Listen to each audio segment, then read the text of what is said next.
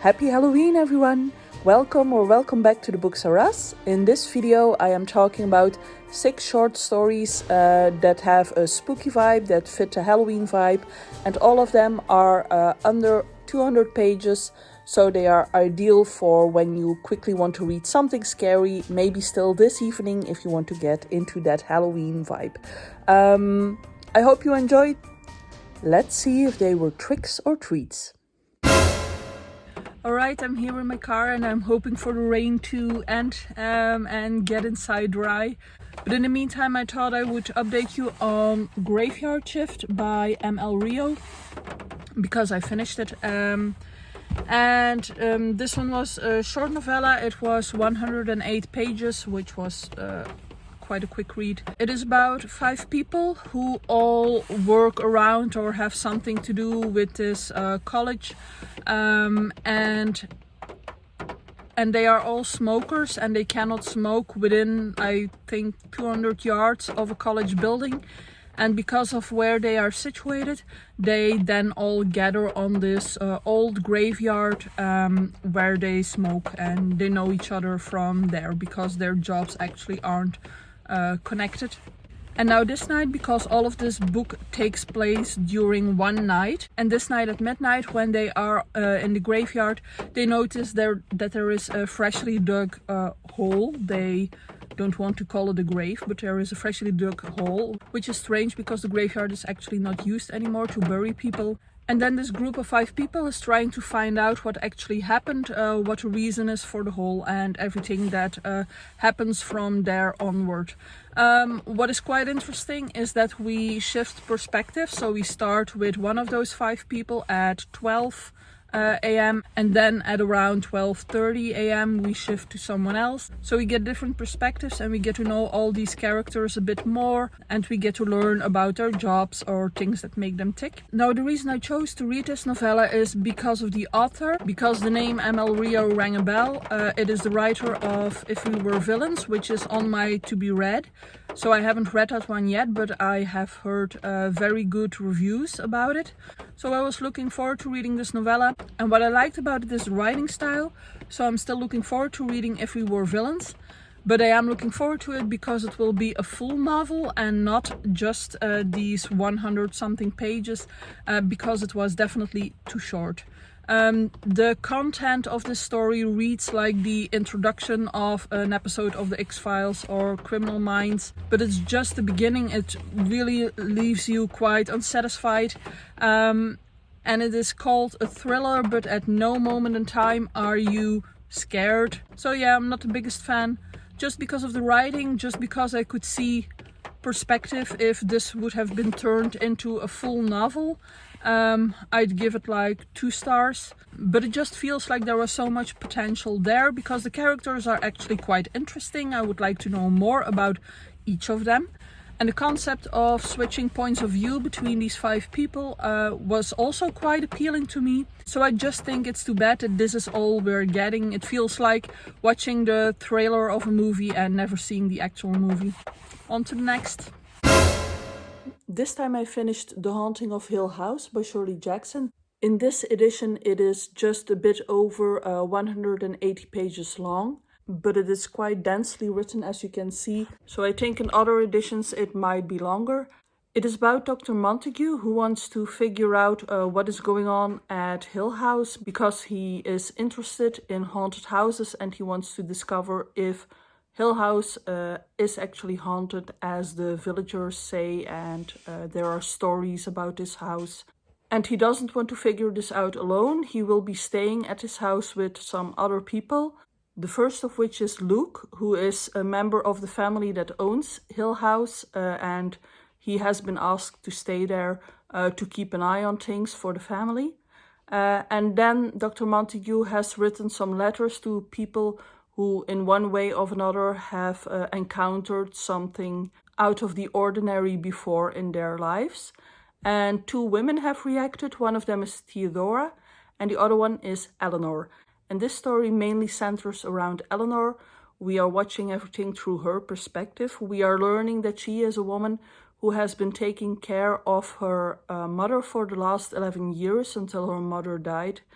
and she hasn't had much of a life. So going to Hill House and staying there and watching these paranormal activities going on is quite an adventure for her.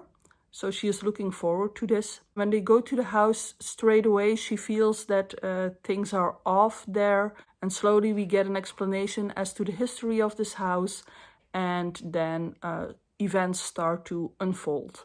Now, it had been quite a while since I read a story about a haunted house. I think it might have been 20 years since I read The Shining, so it's not really a common genre for me. So I was mainly thinking about creaking doors and footsteps and noises in the night. And I forgot that in these types of stories that there mostly also is a mental strain going on, that people in the house are also mentally influenced, which made this book more interesting than I had anticipated. However, this book was written in the 1950s, which you can notice in the language that is being used, but also in the events that are going on. I think by now we are very much used to more and scarier things than they were back then. But I liked the way that the book was written, and most of it I could really appreciate. Definitely the build-up was well done, but then you also have these parts where you are actually not quite sure if they are real or not, to the story, if they are actually happening or if they are in someone's imagination, or in Eleanor's imagination. And that is part of what makes it creepy, but I am not that huge a fan of not knowing for sure if something is meant to be real or not. So to me, this was definitely not a bad read, and if you are into spooky or scary stories, I think this is definitely a must read, but I don't think it will end up amongst my favorite reads of this year. The next book I read is The Girl in the Locked Room by Mary Downing Hahn, and this one is about a girl who is locked in a room and she can't remember how long she has been there, or why she is in this room. All she knows is that she is very scared to leave the room, and that each night men on horses come to the house and they bang on the door to her room, which scares her even more. But she has forgotten why she is there, even though there are paintings in the room and there are drawings on the wall, but she is not interested in those anymore. And now we have this other girl, Jules, who moves to this part of the world with her parents, and her father renovates old buildings, so he's going to renovate this old house. But Jules notices something moving in the upstairs window, and then she starts having these visions of people walking around, specifically of this one little girl, and she will start to try and figure out what is going on and eventually how she can save this girl in the locked room. Now, this book is just under 200 pages, but it is middle grade and it is printed, the font is printed like this, so it's a very fast read.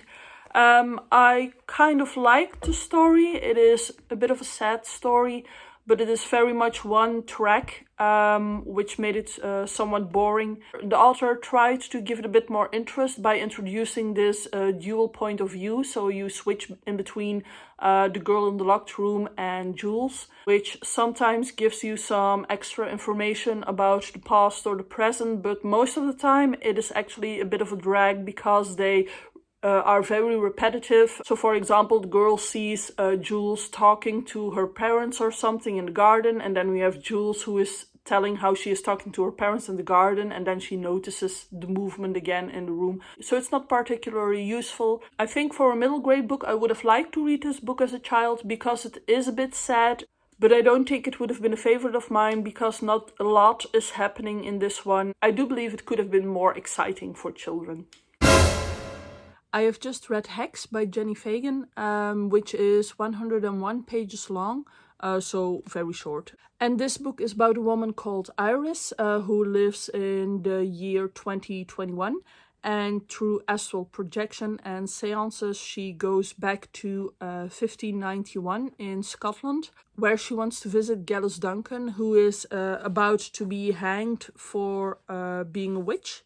And Iris sympathizes with Gallus, so she actually wants to be there to be a source of support for her in her last hours, and to talk with Gallus and just be there for her before she gets hanged. Now, at the beginning of this book, I felt like I didn't know enough. It felt like I had to look up a Wikipedia page or something. Because this person, Gallus Duncan, is a historical figure and this actually happened to her. Everything that is told in this book actually happened to her. But in the beginning, it doesn't feel right to be reading this because you do not get the references that are made if you aren't familiar with this part of history. So I wasn't liking this book too much, but then slowly it pulled me in. There is a lot of talk about the injustice of things, especially in those days, but things that could still happen now, about people taking what they think is owed to them, and how women are made to feel that they should stay small in order to not attract attention to themselves, because otherwise they will be blamed when something happens to them. It will be their fault. There were also quite heavy parts in this short book because Gallus got tortured in order to have her make certain confessions. And the torture is described not in excruciating detail or anything like that, but it is mentioned what happened to her, and it's awful, and it really got me in sort of a chokehold for a while. So I am glad that I got to know this part of history, and although I wouldn't have thought so in the beginning, I would recommend you to read this book. I'm done with Coraline by Neil Gaiman. This is a story that I already knew because of the stop motion movie, but it had been quite a while since I watched that movie. And it was a lot of fun to read the story because you get in Coraline's head more, and the descriptions are done really, really well. I love Neil Gaiman's writing. He is doing this so well. So first off, the story is 160 pages long. That's how it fit in this video. And it is about a small girl named Coraline who lives in this house with her parents. And in the house there is a door, but the door doesn't lead anywhere. The other side is bricked up. But Coraline isn't really happy at the moment. She feels like her parents are neglecting her a bit. They are focused on other things, their job and all the things that need to be done. And one day she goes through the door and she enters like this parallel universe because it is the same house and her parents are there, but everything is just a little bit different. Her parents have buttons for eyes, for example, but she kind of likes it there. She has more toys there. Her parents pay her more attention. So at first it seems great being there and she goes exploring, but then she discovers that it isn't that great and actually something bad is going on. And I loved reading this story. Obviously it's also middle grade, it is meant for children, but it is actually scary. It is well done. You are sucked into this one and you want to finish it. So this one is definitely a favorite of mine. I said it's been a while since I watched the movie. The biggest difference that I noticed is that in the movie there is this boy that Coraline is talking to, but this boy doesn't appear in the book. I think he is there so you can get some of those thoughts that Coraline has. So yeah, definitely a winner for me. Seems like we're coming full circle, ending up in the car where we started, but with a very different type of weather. Autumn, you never know. Now the last book that I read is The Midnight Club by Christopher Pike, and this book was not at all what I thought it would be, because at the back of the book it is described as these 5 young people who are staying at this hospice because all of them have cancer, and they went to this hospice to die because all of them are terminal and they cannot be helped anymore. And these 5 young people have formed this midnight club, which is a club that gathers at midnight and then they tell each other stories that they invented or that they have dreamt about, which is their way of letting off some steam or to share their creativity and their fantasy during their difficult time. And at a certain point they decide that if one of them dies, that person will try to give a signal to the other ones that there is like life after death, that there is another life waiting for them, that death is not the end for them, that there is more. And all of that is true, But because of that blurb, I was led to believe that this would be more about the signs that would be given when one of them died, and it would be sort of creepy. It would be a bit like Flatliners maybe, which I was looking forward to, since this is supposed to be all about Halloween stories. But that isn't what you get in this book. Actually, the story about the hospice and the children with cancer is more of a frame story for the short stories that are being told, which have quite some variety in subjects. Some of those actually were quite good, some of those weren't. And in between you get these young people who are talking about the existence of previous lives and lives after death, possibilities of living. But actually you get whacked over the head by a lot of cliches, and it wasn't fun to read at all. Especially near the end, it's just one thing after the other that you could have seen coming, and I did not enjoy reading this book. So just as this video started with a novella that I didn't really appreciate, I have to end with one too, which is a bit sad. It feels like a sad sandwich. But thank you so much for watching this video. I hope I will see you soon in another one, and have a happy Halloween everyone. Bye!